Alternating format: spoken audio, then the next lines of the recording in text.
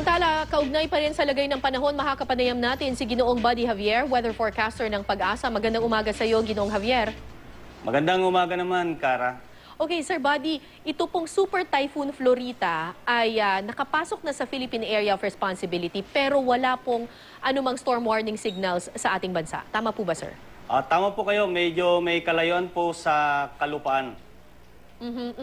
Pero palalakasin daw nitong Super Typhoon Florita yung hanging habagat. So, anong mga lugar sa ating bansa ang posibleng uulanin po sa mga susunod na araw?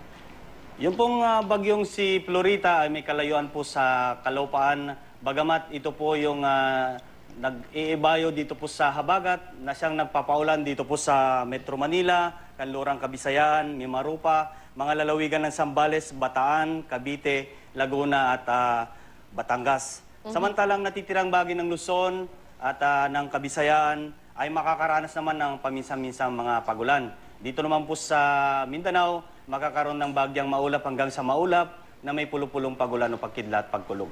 So Luzon po ang uulanin dahil pinaiigting nitong Florita ang hanging habagat. Hanggang kailan po mararanasan itong ulan na ito, Sir?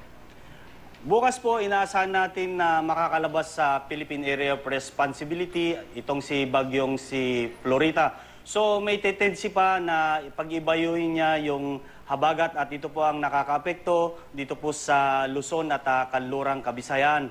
So habang papalayo po ito, nag-i-improve po yung weather po natin. Pag tinitingnan ko, Sir, yung galaw nitong bagyong Florita, napakalaki po ng sakop nito at tinatawag nga po itong super typhoon na. Posible ba itong maging Category 5 na kasing lakas po ng bagyong Yolanda, Sir? Actually, itong si bagyong Florita may diameter po na 700 kilometers pagka napapansin nyo po sa monitor. So, posible pa itong lalakas kasi nasa karagatan po siya. Actually, nasa Pacific Ocean yan.